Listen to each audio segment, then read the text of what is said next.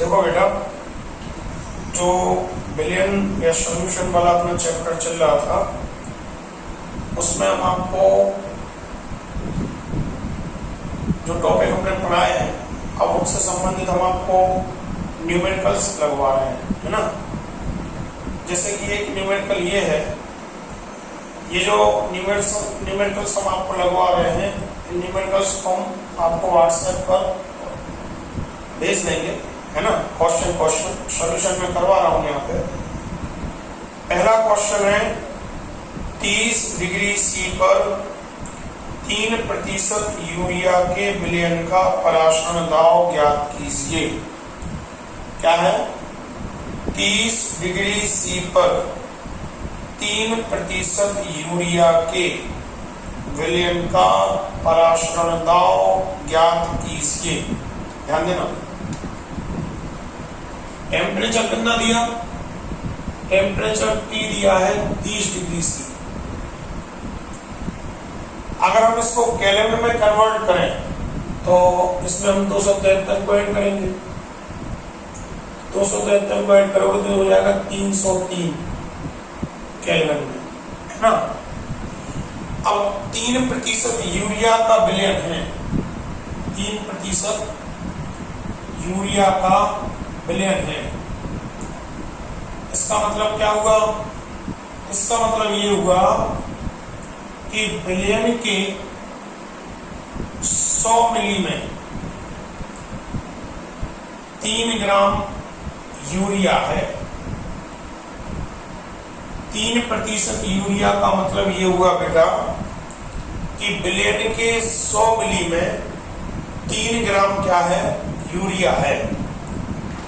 यानी कि विलयन का आयतन कितना होगा? 100 मिली।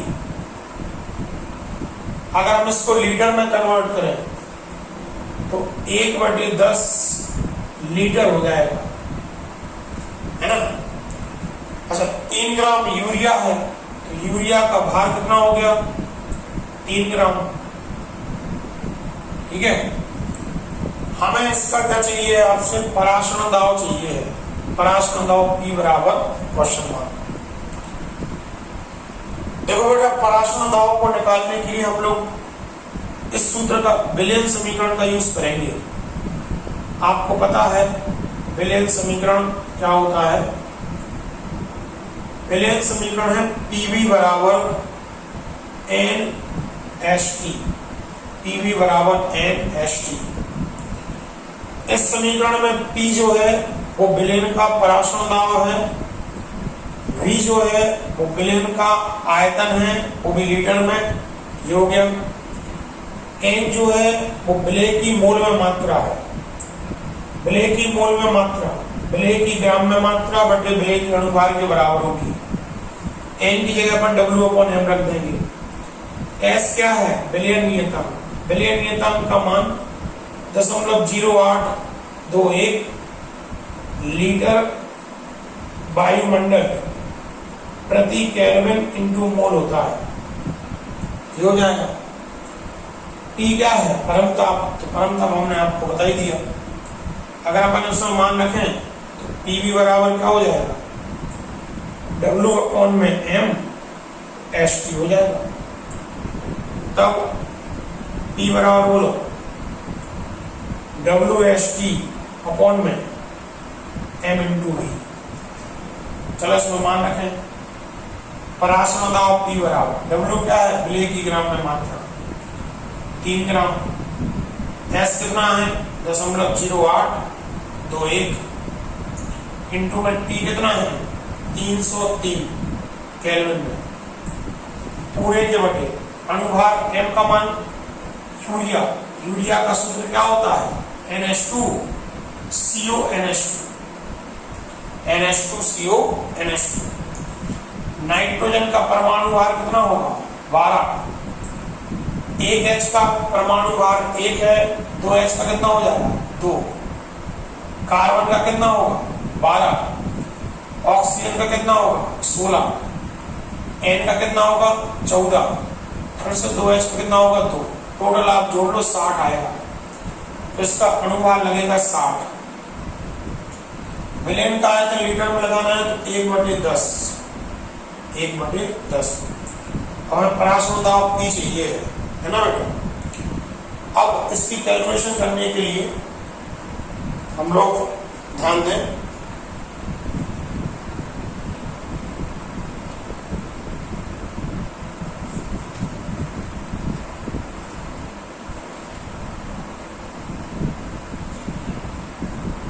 ये आपका पहला न्यूमेरिकल है ना, जो हम आपको क्वेश्चंस देंगे उस क्वेश्चंस में ये पहला न्यूमेरिकल है, ठीक है।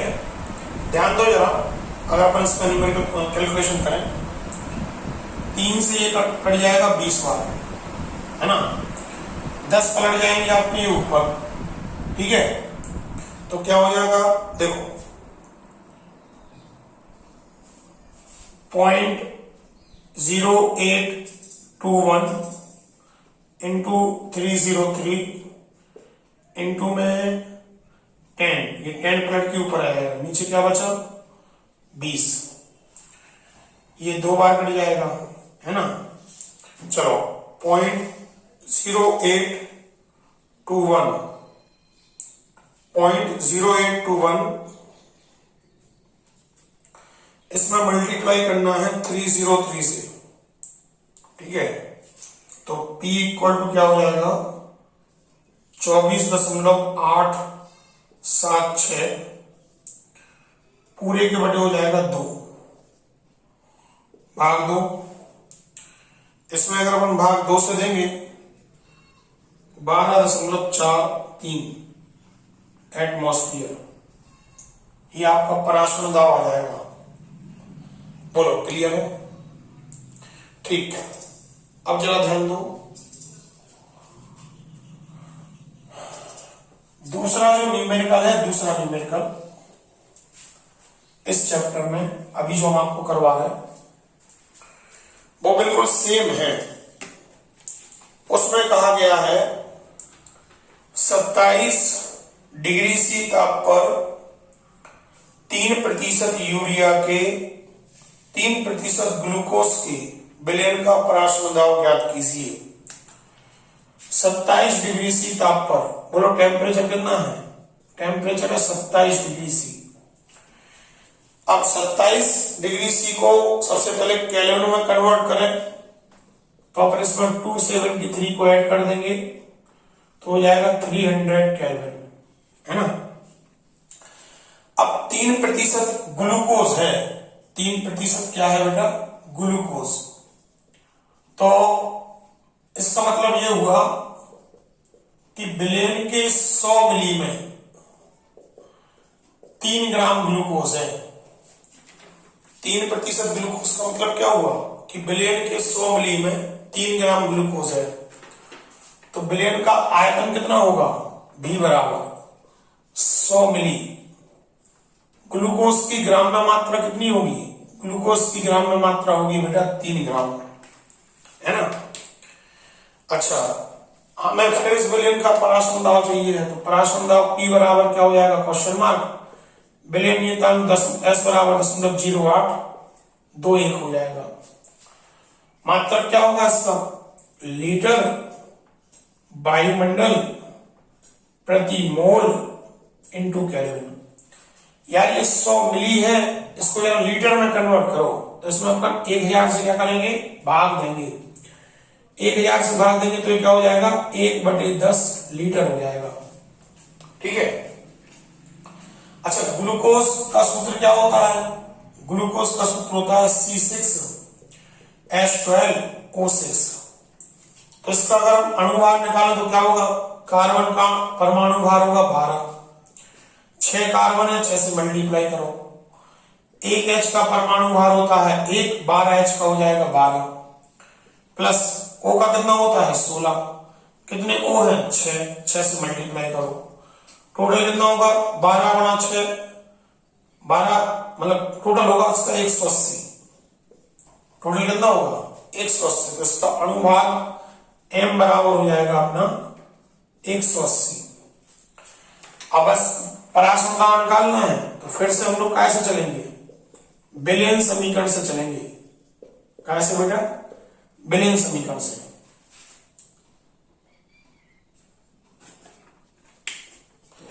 ध्यान देना,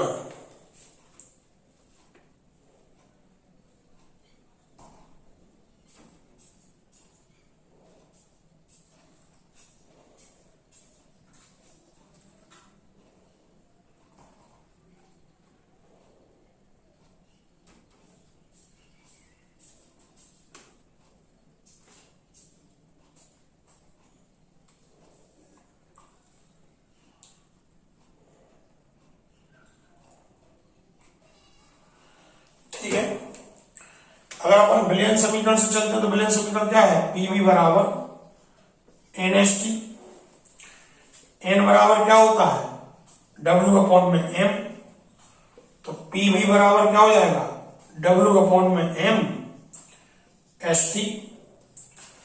तब यहां से पी का मान बोलो, पराश्रम दाव पी बराबर ये हो जाएगा डब्ल्यू एच टी अपॉन में एम इंटू वी हो जाएगा। डब्ल्यू क्या है, ग्राम में मात्रा, तो ये 3 आ जाएगी। एस क्या है, विलयनीयतांक 0.0821 हो जाएगा। टी क्या है, परम ताप 300 केल्विन हो जाएगा। एम क्या है, अणुभार, अणुभार 180 आ जाएगा। भी क्या है, विलयनीयतांक में 1/10 आ जाएगा, है ना। अब इधर 0 से 0 ये कैंसिल हो जाएगा और 10 बढ़ जाएगा ऊपर, है ना। तो बताओ क्या होगा, ध्यान देना, 3 गुणा 0.0821 गुणा 10 ऊपर पलटेगा तो एक फिर से 300 हो जाएगा, 300 पूरे के बटे ये 18 है। चलो इसको कैलकुलेट करें। देखो अगर हम इसको कैलकुलेट करें तो 3 गुणा 0.0821 गुणा 300, इसमें अपन को भाग देना है बेटा 18 से। तो पूरा अगर अपन कैलकुलेट करते हैं तो ऊपर की जो कैलकुलेशन होगी वो आएगी 73.89 बटे 18 पराश्रम दाव का मान। भाग देंगे अपन इसमें 18 से तो आ जाएगा 4.105 पराश्रम दाव एटमॉस्फेयर में। बोलो क्लियर हुआ क्या। तो ये आपके विलयन का क्या हो जाएगा, पराश्रम दाव हो जाएगा, है ना। चलो नेक्स्ट देखो,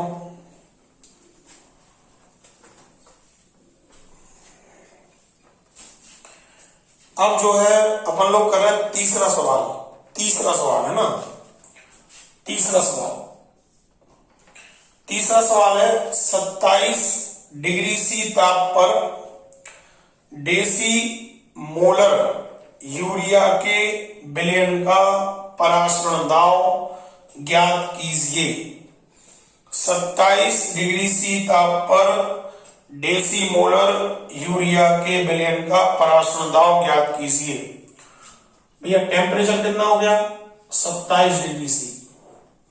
इसको अगर हम केल्विन में बदलें तो इसमें आप 273 को ऐड कर लो तो कितना हो जाएगा, 300 केल्विन हो जाएगा, है ना। अब डेसी मोलर दिया हुआ है, डेसी मोलर का मतलब क्या हो गया कि जो मोलरता है वो 1/10 है। मोलरता कितनी है, 1/10। हमें इस विलयन का पराशरण दाव ज्ञात करना है। पराशरण दाव P बराबर क्वेश्चन मार्क। क्लियर हो गया। अब आप हमें ये बताओ मोलरता का सूत्र क्या होता है, विलय की मोल में मात्रा बटे विलयन का आयतन लीटर में। मोलरता का जो सूत्र है वो है विलय की मोल में मात्रा बटे विलयन का आयतन लीटर में। ऊपर होती है विलय की मोल में मात्रा और नीचे होता है विलयन का आयतन लीटर में। तो बताओ यहां से आप लिख सकते हो विलय की मोल में मात्रा कितनी हो जाएगी, 1 मोल, और विलयन का आयतन लीटर में कितना हो जाएगा, विलयन का आयतन लीटर में हो जाएगा 10 लीटर। हो जाएगा कि नहीं हो जाएगा बताओ। हाँ ये ये किसका विलयन है बेटा? ये यूरिया का विलयन है। यूरिया के विलयन का अणुभार कितना होगा? यूरिया के विलयन का अणुभार, अणुभार का सिंबल भी बेटा एम होता है। कितना होता है? 60। ये हमें मोलरता दी थी, मोलरता कैपिटल एम। ठीक है, तो हम यहां फिर से चलेंगे चूंकि विलयन समीकरण से। अगर हम विलयन समीकरण से चलते हैं, है ना, तो पीवी बराबर क्या होगा? NHT। तब पराशरण दाब का मान बताओ। तब पराशरण दाब P बराबर होगा NHT अपॉन में V, है ना। P का मान, N की वैल्यू बोलो कितनी है? N की वैल्यू है 1 मोल। विलयनीयतांक बोलो 0.0821। T बोलो परमताप कितना है? 300 केल्विन। V बोलो विलयन का आयतन लीटर में कितना है? 10 लीटर। एक जीरो से एक जीरो कट जाएगा। चलो इसको कैलकुलेट करें बेटा। हमें गुणा करना है किसमें? 0.0821। इसमें हम गुणा करेंगे, केवल 30 से गुणा करना है। तो इसमें अपन गुणा करेंगे बेटा 30 से, तो आपका ये आ रहा है 2.463। कितना आ रहा? पराशरण दाब P का मान आएगा 2.463 और पराशरण दाब का मात्रक क्या चलेगा? एटमॉस्फेयर। बोलो क्लियर हुआ? चलो ठीक। इसके बाद एक क्वेश्चन, चौथे नंबर का क्वेश्चन है। चौथे नंबर का क्वेश्चन इस सीट में बेटा, ग्लूकोज के 0.1 m बिलियन तथा NaCl के 0.1 m बिलियन को दिया गया है। इनमें से किसका पराशरण दाब अधिक होगा? इनमें से किसका पराशरण दाब अधिक होगा? हमने आपको एक जो विलयन दिया वो ग्लूकोज का है, और दूसरा जो विलयन दिया बेटा वो हमने आपको NaCl का है ना। इसकी जो मोलरता है कैपिटल M वो 0.1 है, और इसकी भी जो मोलरता है कैपिटल M वो भी बेटा 0.1 है। दोनों की मोलरता कितनी है? 0.1। अब हम आपसे पूछ रहे हैं कि किसका पराशरण दाब अधिक होगा। मोलरता का मतलब क्या होगा? विलयन के 1 लीटर में उपस्थित विलेय पदार्थ के मोलों की संख्या को या ग्राम अणुओं की संख्या को हम उसकी क्या कहते हैं? मोलरता कहते हैं। बेटा देखो ऐसा है, अगर दोनों की मोलरताएं कैसी हैं? बराबर है। 0.1 इसकी है, 0.1 इसकी है। अगर दोनों की मोलरताएं बराबर है तो इनके एकांक आयतन में या 1 लीटर में उपस्थित अणुओं की संख्या कैसी होगी? बराबर होगी। कैसी होगी? बराबर। देखो पराशरण दाब जो है बेटा वह अणुसंघ गुणधर्म है, वह विलयन में उपस्थित विलेय के अणुओं की संख्या पर क्या होता है? निर्भर करता है ना।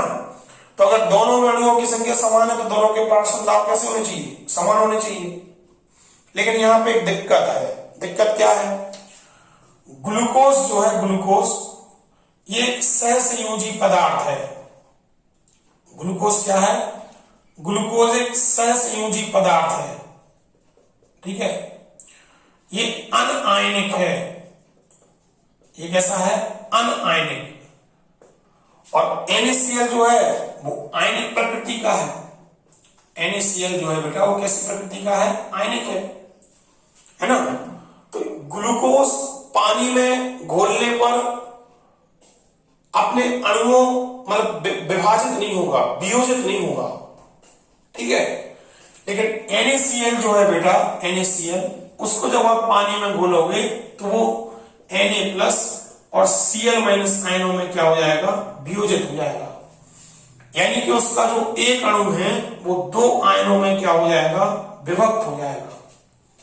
यानी कि अगर आप इसके कितने अणु लेते हो, 100 अणु लेते हो, तो 100 आयन किसके बनेंगे, Na+ के, और 100 आयन किसके बनेंगे, Cl- के। टोटल आयनों की संख्या कितनी होगी, टोटल आयनों की संख्या होगी बेटा 200। और आपको एक चीज पता होना चाहिए कि अणु संख गुणधर्म को प्रदर्शित करते समय, अणु संख गुणधर्म को प्रदर्शित करते समय विलयन में उपस्थित जो आयन हैं वे बेटा अणुओं की भांति ही क्या करते हैं, व्यवहार करते हैं। अणु संख गुणधर्म को प्रदर्शित करते समय विलयन में उपस्थित जो आयन हैं वो अणुओं की ही भांति क्या करते हैं, व्यवहार करते हैं। यानी कि ये आयन है बेटा, ये अणुओं की भांति क्या करेंगे, व्यवहार करेंगे। काय को, कब, अणु संख गुणधर्म को प्रदर्शित करते समय ये आयन जो है वे अणुओं की भांति ही क्या करेंगे, व्यवहार करेंगे। अब आप खुद बताओ कि इसमें टोटल अणुओं की संख्या जितनी है उसके कंपैरिजन में NaCl में अणुओं की संख्या कैसे हो जाएगी, दोगुनी हो जाएगी। अतः स्पष्ट है कि NaCl के विलयन का पराशरण दाब ग्लूकोज के विलयन के पराशरण दाब की तुलना में क्या होगा, अधिक होगा। ध्यान रखना, NaCl के विलयन का पराशरण दाब किसकी तुलना में, ग्लूकोज के विलयन की तुलना में कैसा होगा, अधिक होगा। क्योंकि NaCl का विलयन आयनित होकर दुगने मतलब आयन प्रदान करेगा, जिससे आयनों की संख्या विलयन में होगी अधिक।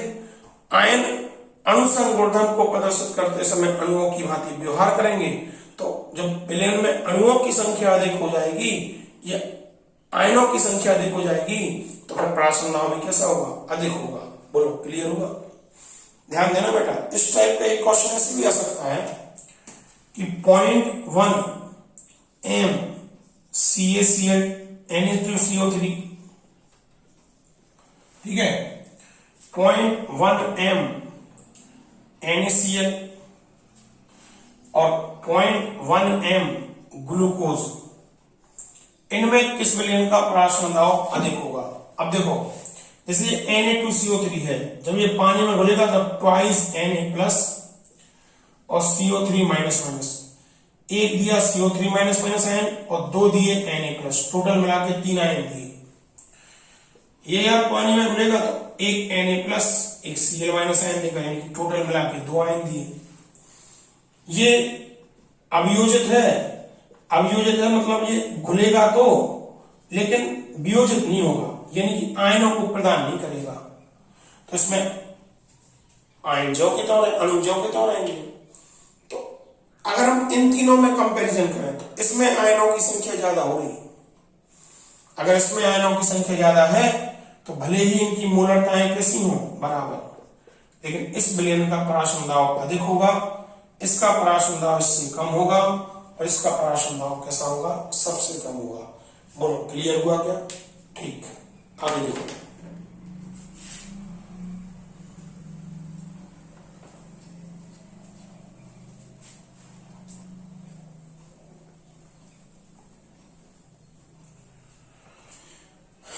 अगला जो अपना सवाल है बेटा वो है 5वें नंबर का सवाल।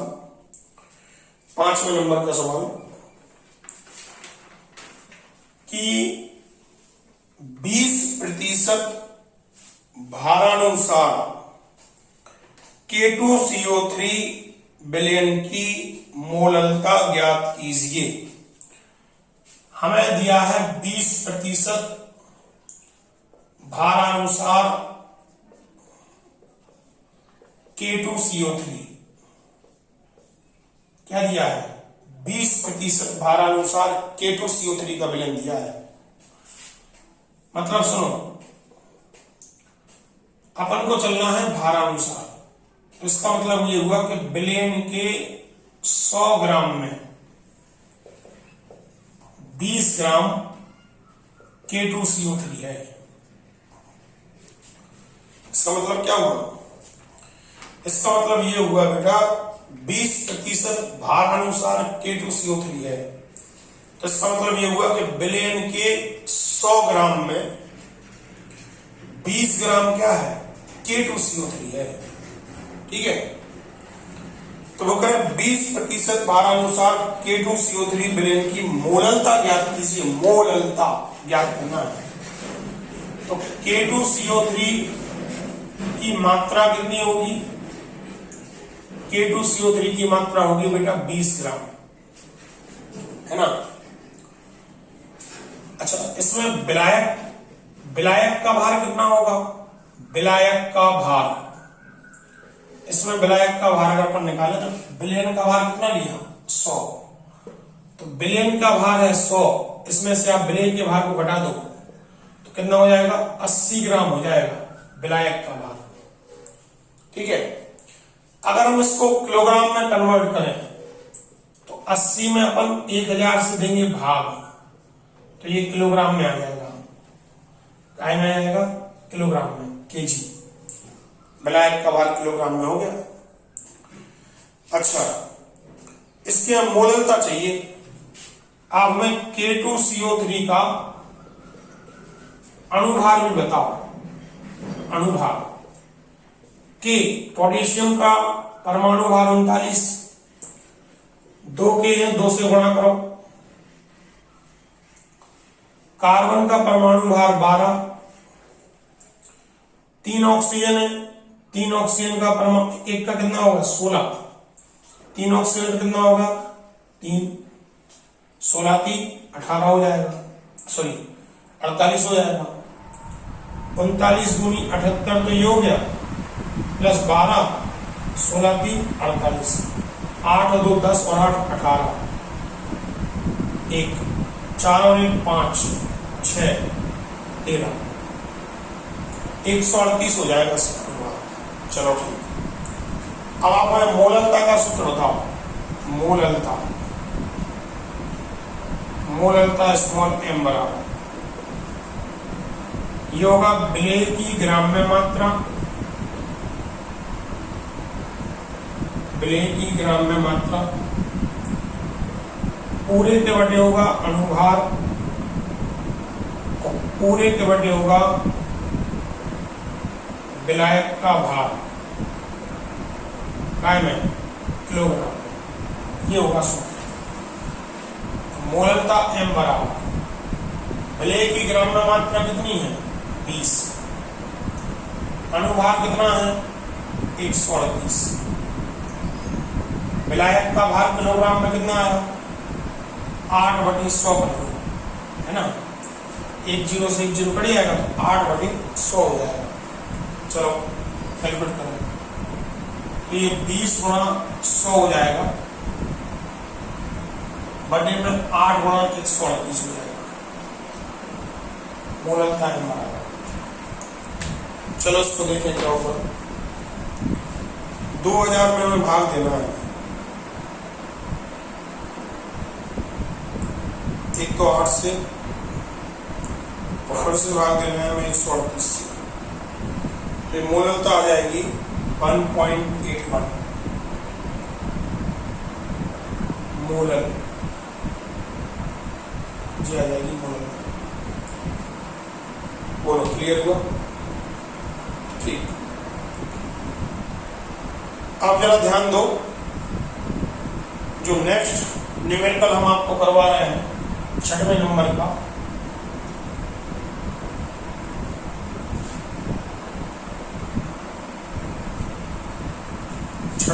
जो न्यूमेरिकल है, इस टाइप के न्यूमेरिकल मैंने आपको पिछले वीडियो में दिए थे, एक और करवा रहे हैं उसका।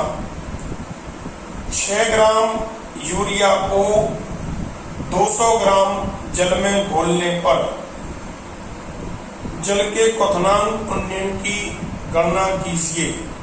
क्वथनांक उन्नयन निकालना है। जल का मोलल उन्नयन स्थिरांक कितना है?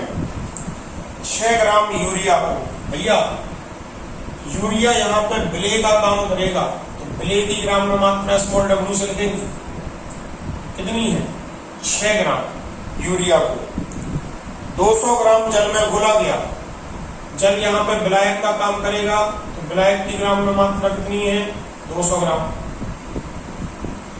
अब जल के क्वथनांक में हुए उन्नयन की गणना करना है। क्वथनांक उन्नयन मतलब डेल्टा टी बराबर क्वेश्चन मार्क, और मोलर उन्नयन स्थिरांक के बराबर कितना दिया है, के बी बराबर सॉरी कितना दिया हुआ है 0.52 केल्विन इनटू किलोग्राम प्रति मोल ये दिया है ना। सबसे पहली चीज मोलर उन्नयन स्थिरांक के आधार पर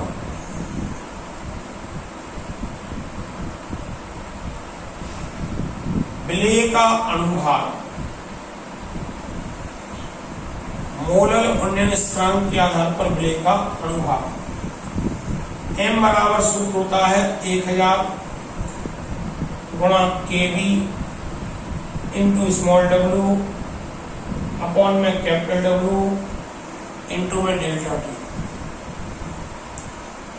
तब यहां से अगर अपन डेल्टा टी का मान निकालें तो 1000 गुणा kb इंटू स्मॉल w बटे कैपिटल W इंटू में कैपिटल L ये आ जाता है। डेल्टा टी बराबर बोलो 1000 है ना, केवी का मान बोलो 0.52 हो जाएगा,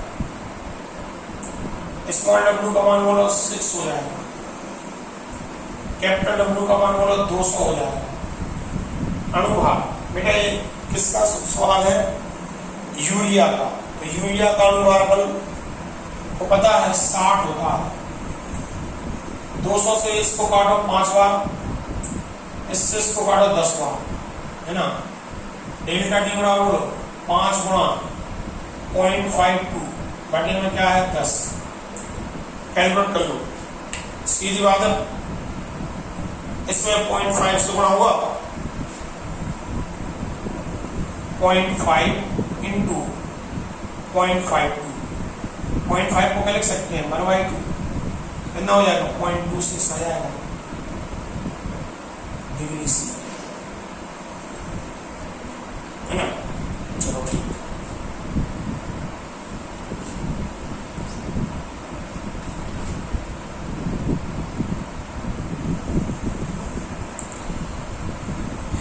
अगला जो न्यूमेरिकल है बेटा उसमें कह रहे हैं कि जल में किसी पदार्थ के 0.2 मोलर विलयन का हिमांक इतना है। जल का मोलर हिमांक अवनमन स्थिरांक ज्ञात करना है। मोलर मोलर हमने आपको बताया था मोलर और मोलर।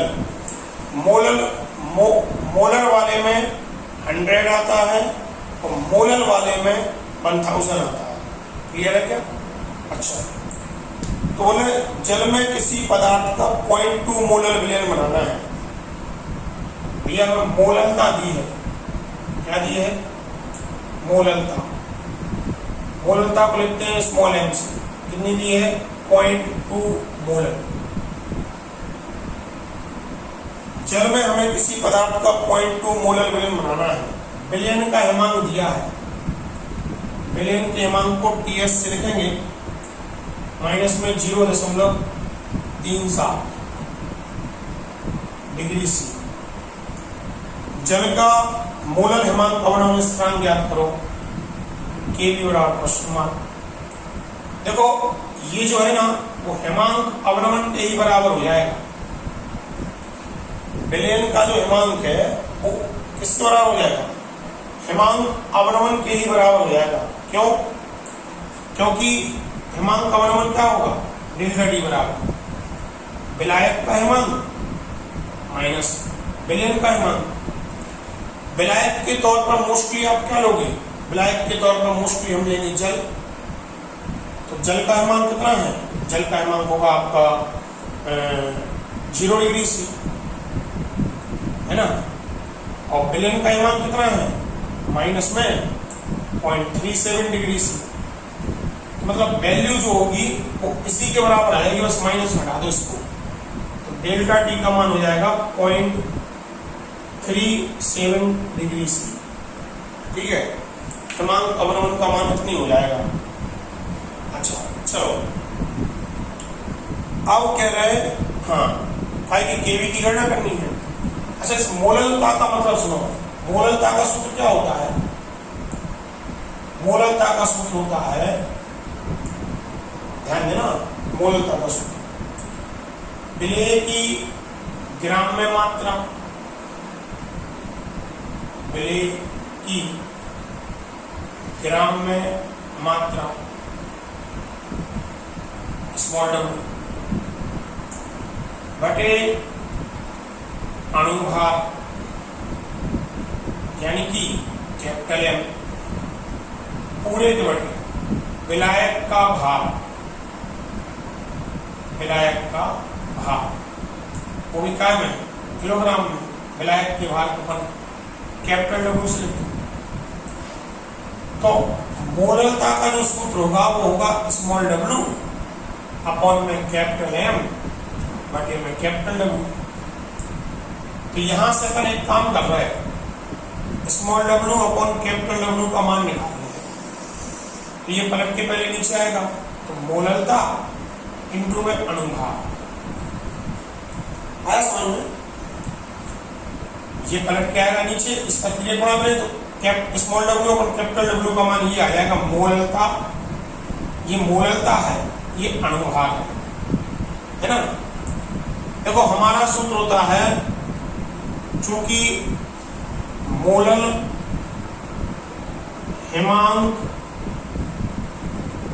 अवनमन स्थिरांक के आधार पर,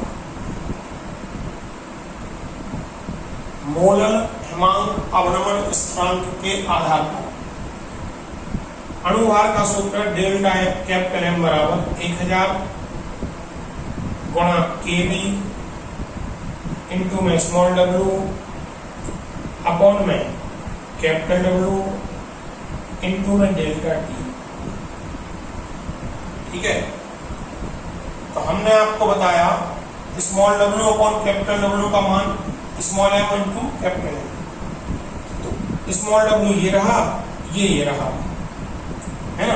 या फिर थोड़ा सा और देखो, स्पेसिफिक उत्तर स्मॉल डब्ल्यू अपॉन में capital W into capital M, इसका मान मोललता के बराबर ले सकते हैं। एक काम करो, इसको यहां ले लो, अपन को डेल्टा टी निकालना है।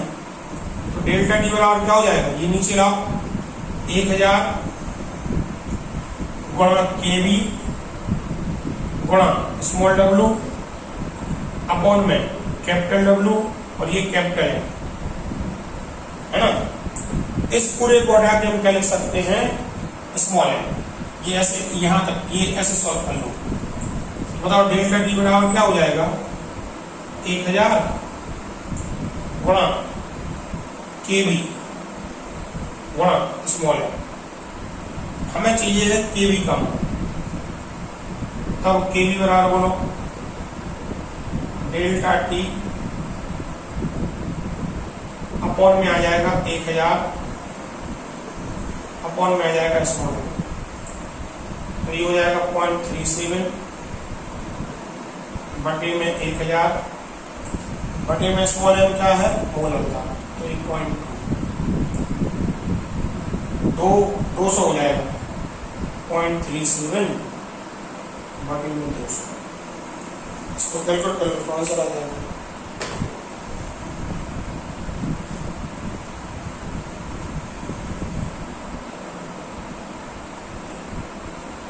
0.37, इसमें भाग देना है 200 से, ये आ जाएगा अपना 0.00185, है ना। क्लियर है, समझ में आया। ये सीट आपके पास भेज दी जाएगी, आप इसको सॉल्व करें।